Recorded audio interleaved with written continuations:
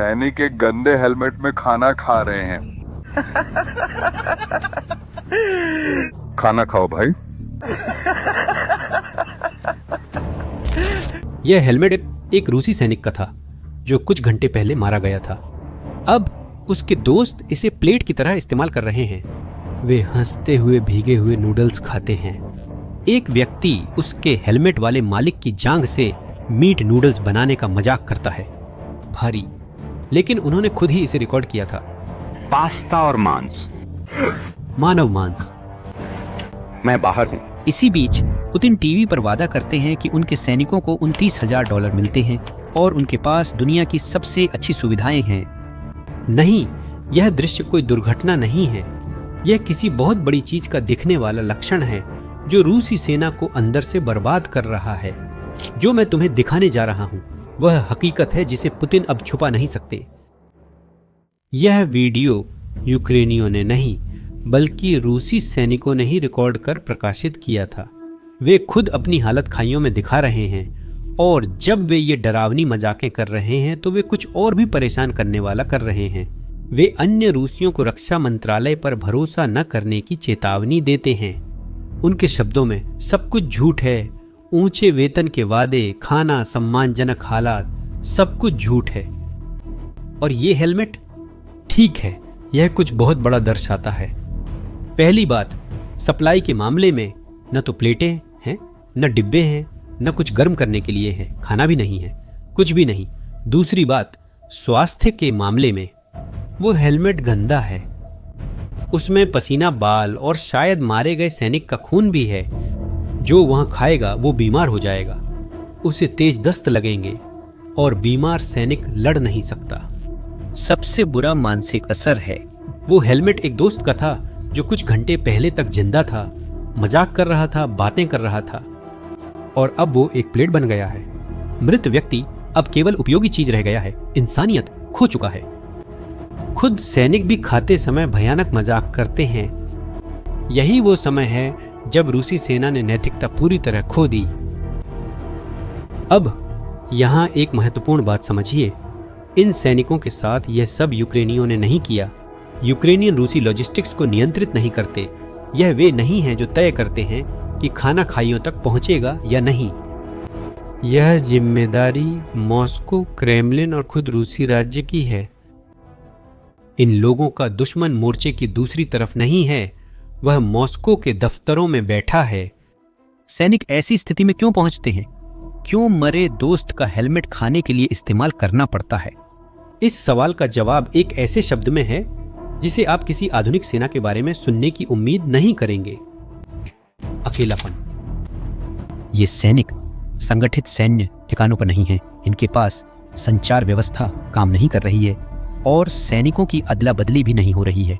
वे उस जगह पर हैं जिसे गवाह खाई कहते हैं। धरती में एक गड्ढा जहां सभ्यता खत्म हो चुकी है, बस अलग थलग गड्ढे हैं। सैनिकों की दुनिया सिर्फ उसी खाई तक सीमित है। उसके बाहर सिर्फ कीचड़ और सन्नाटा है। यह हेलमेट वाला सैनिक कोई अकेला मामला नहीं है। और भी वीडियो हैं और भी कबूलनामे हैं।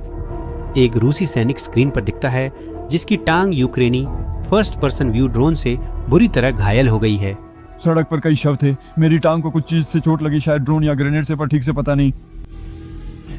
अभी 1 हफ्ता हो गया है। कमबख्त, मुझे कुछ खाना है। वह एक खाई में फंसा हुआ है, अकेला छोड़ दिया गया है। और जब उससे पूछा जाता है कि उसका सबसे बड़ा दुश्मन कौन है तो वह यूक्रेनियन नहीं कहता, वह भूख और गरीबी कहता है। मुझे उम्मीद है कि कोई इस वीडियो को देखेगा। मुझे उम्मीद है। पता नहीं, मुझे समझ नहीं आ रहा क्या करूं। रेडियो बंद है, संपर्क नहीं हो पा रहा, पानी और खाना भी नहीं है। ये दे, पानी नहीं है। ये घटिया यूनिट, ये कमांडर कमीना, ये यूक्रेनी हरामी तो खतरा। इस आदमी ने कबूल किया है कि उसे 1 हफ्ते से खाना या पानी नहीं मिला है। उसके रेडियो बंद हो चुके हैं। कमांड से कोई संपर्क नहीं है। बचाव का कोई मौका नहीं है। रेडियो की फ्रीक्वेंसी पर एकमात्र आवाज है खामोशी। उसने कुछ भयानक महसूस किया है। वह अब एक सैनिक नहीं है, वह कोई है जिसे मरने के लिए छोड़ दिया गया है। हाँ, जिस ड्रोन ने उसकी टांग पर हमला किया था वह यूक्रेनी था, लेकिन उसे 1 हफ्ते तक बिना खाना किसने छोड़ा? उसकी संचार व्यवस्था किसने काट दी? उसे वहां सड़ने के लिए किसने छोड़ दिया? ये यूक्रेनी नहीं थे, बल्कि खुद रूसी सेना थी। अब 1 सेकंड के लिए इस बारे में सोचिए। 3 दिनों से ज्यादा बिना पानी के रहना बेहद खतरनाक होता है। 1 हफ्ता बिना पानी, शरीर काम करना बंद कर देता है, गुर्दे फेल हो जाते हैं, व्यक्ति को भ्रम होने लगते हैं, और इसी हालत में उनसे लड़ने की उम्मीद की जाती है। लेकिन चलिए यहाँ सीधे बात करते हैं। जब भूख इतनी हो कि दुश्मन की गोलियों की परवाह न रहे, तो आप सैनिक नहीं, सिर्फ भूख से बचने की कोशिश करने वाले इंसान रह जाते हैं। सैन्य विशेषज्ञ इसे लॉजिस्टिक्स की पूरी तरह से विफलता कहते हैं, लेकिन यह बहुत तकनीकी है। असल में जो हो रहा है वो बहुत सीधा है। रूसी सेना अब बुनियादी चीजें भी नहीं कर पा रही, वो अपने सैनिकों को खाना नहीं खिला पा रही है।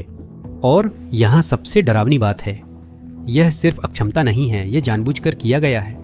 यह एक रणनीति है, क्योंकि जब सैनिक खाइयों में भूखे मर रहे हैं, तब क्रेमलिन एक और जंग लड़ रहा है, एक जंग अपने ही सेना के खिलाफ। और इस जंग का हथियार वोडका। मुझे तुम्हें समझाने दो। ऐतिहासिक रूप से वोडका हमेशा रूसी सेना के लिए आवश्यक रही है। यह वही है जो सैनिकों को साहस देता है जब वे -20 डिग्री में खाइयों में जम रहे होते हैं। यही वह चीज है जो उन्हें इतना नशे में कर देती है कि वे डर भूल जाएं और हमला कर दें। दशकों तक रूसी सरकार ने अपने सैनिकों को नियंत्रित करने के लिए शराब का इस्तेमाल किया है, उन्हें इतना चक्कर में रखती है कि वे आज्ञा माने। लेकिन अब जनवरी 2026 में रूसी वित्त मंत्रालय वोडका की न्यूनतम कीमत 17% बढ़ाने जा रहा है।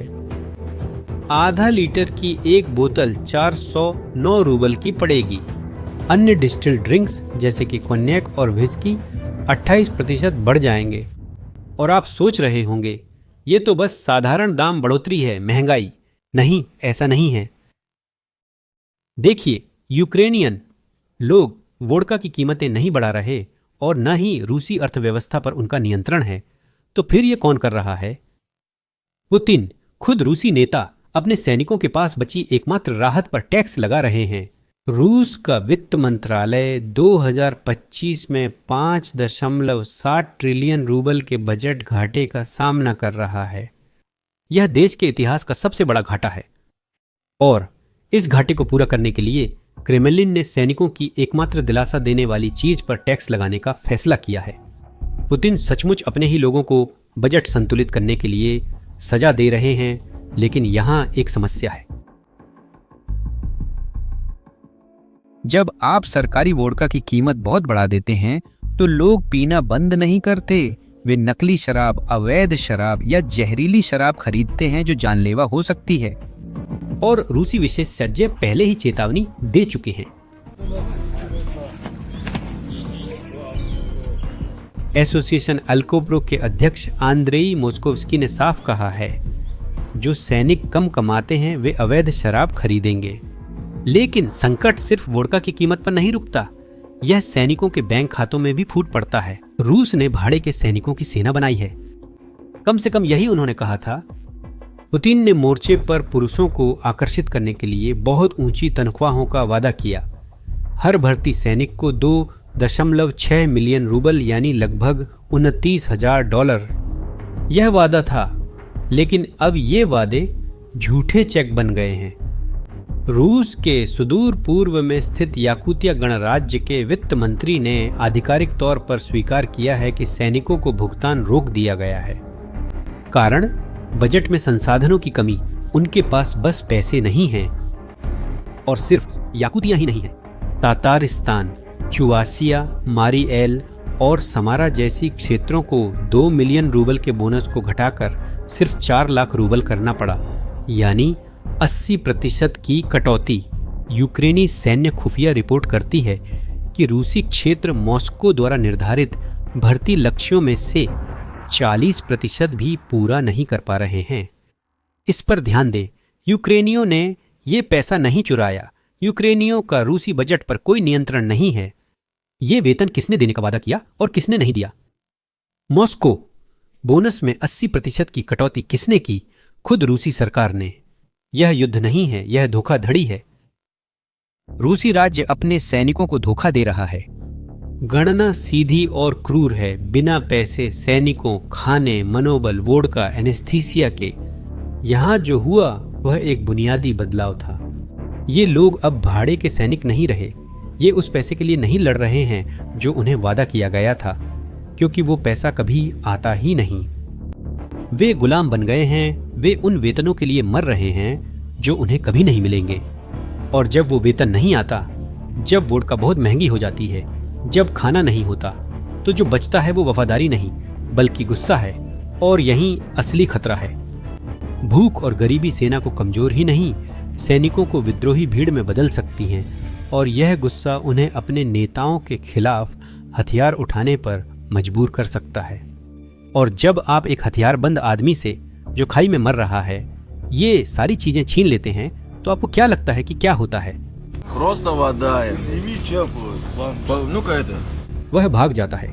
और ऐसे लोग कम नहीं हैं। यूक्रेन पर हमले की शुरुआत से अब तक कम से कम 50,000 रूसी सैनिक भाग चुके हैं। यह कई डिवीजनों के बराबर है जो बस गायब हो गईं। मध्य सैन्य जिले में सिर्फ 9 महीनों में 25,000 से ज्यादा सैनिक और अधिकारी भाग गए। जैसा कि येवगेनी कोचेगिन, जो वोल्गोग्राद में स्थित डूर निगरानी समूह के प्रमुख हैं, ने बताया, ये लोग इसलिए नहीं भाग रहे हैं क्योंकि वे शांतिवादी या युद्ध विरोधी कार्यकर्ता हैं। वे इसलिए भाग रहे हैं क्योंकि वे जिंदा रहना चाहते हैं। जिस पल उन्हें एहसास होता है कि उन्हें मांस की तरह युद्ध में झोंका जाएगा, कि वे उन कीचड़ भरी खाइयों से कभी जिंदा नहीं निकल पाएंगे, वे पीछे देखे बिना भाग जाते हैं। लेकिन इससे भी गंभीर एक बात हो रही है, क्योंकि इन 50,000 सैनिकों में से जिन्होंने सेना छोड़ दी, उनमें से कई अपने हथियार और उपकरण लेकर भाग गए। वे खुद रूस के अंदर सशस्त्र अपराधियों के समूह बन गए हैं। प्रशिक्षित सैनिक, हथियारों से लैस और अपने ही सरकार द्वारा गहराई से धोखा खाए हुए अब वे एक आंतरिक खतरा बन गए हैं। सभी ने रूसी सरकार से दूरी बना ली है और क्रेमलिन को यह मालूम है, तो उन्होंने स्टालिन के समय के पुराने तरीकों को फिर से अपनाया। रूसी सैनिकों को फ्रंट लाइन के पीछे तैनात कर दिया। इन सैनिकों का मिशन है कि अगर कोई रूसी सैनिक भागने या पीछे हटे तो उसे गोली मार दे।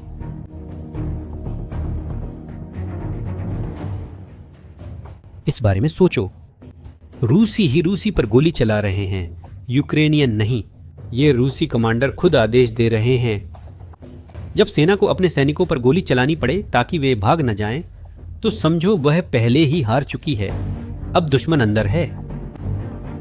नवंबर में 95वीं एयरबोर्न ब्रिगेड ने एक परेशान कर देने वाला रेडियो संदेश पकड़ा। एक रूसी सैनिक कमांड से गुहार लगा रहा था।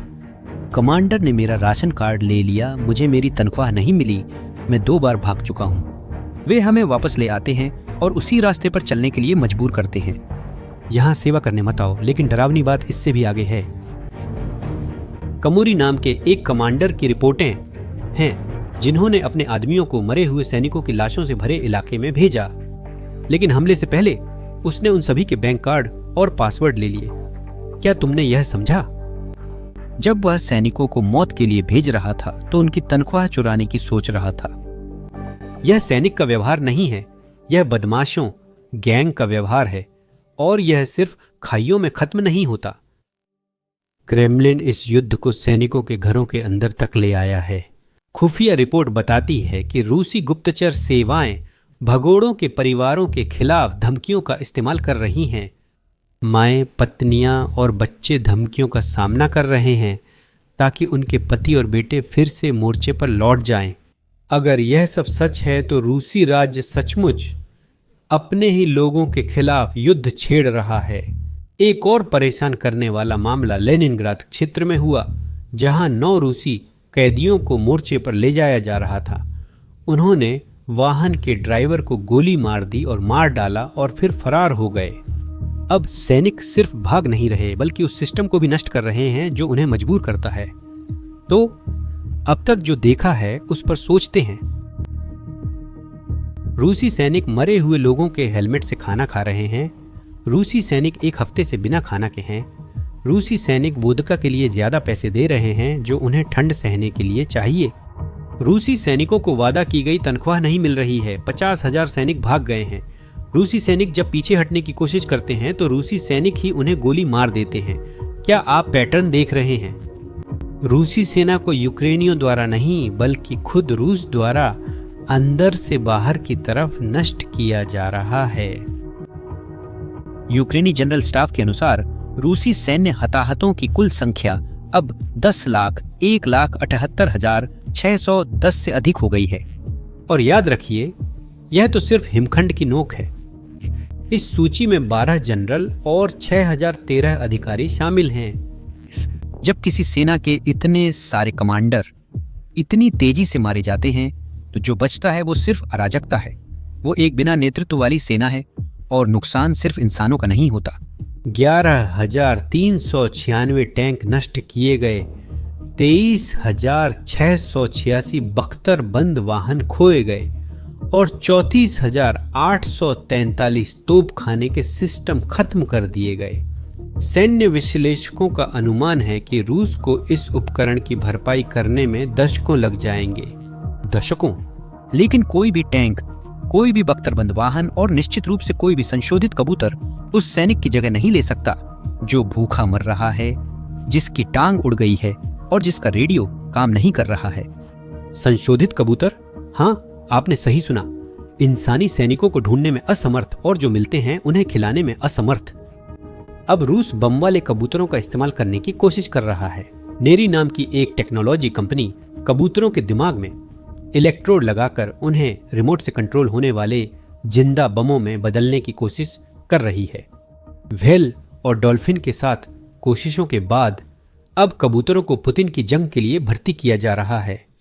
यह कोई नवाचार नहीं बल्कि उस शासन की हताशा है जिसने हकीकत से संपर्क खो दिया। जब एक महाशक्ति जिसने लाखों सैनिक खोए पक्षियों के दिमाग में चिप लगाकर बचाव तलाशती है तो आप समझ सकते हैं कि हालात कितने खराब हैं। हाँ, यूक्रेन लड़ रहा है। हाँ, यूक्रेनियन लोग विरोध कर रहे हैं, लेकिन रूसी सेना का असली विनाश ठीक है, यह अंदर से आ रही है, खुद क्रेमलिन से, खुद मॉस्को के फैसलों से। अब मैं आपकी राय जानना चाहता हूं, आपकी नजर में पहले क्या ढहेगा, मोर्चे पर रूसी सेना या वह आंतरिक व्यवस्था जो इस युद्ध को बनाए हुए है? अपना जवाब कमेंट्स में दें। अगर इस सामग्री ने आपको एक ऐसा नजरिया दिया है जो आपने पहले नहीं देखा था तो इस वीडियो को शेयर करें और चैनल को सब्सक्राइब करें ताकि आपको दुनिया में सच में क्या हो रहा है उस पर और गहरी विश्लेषण मिल सके। धन्यवाद, अगली बार मिलते हैं।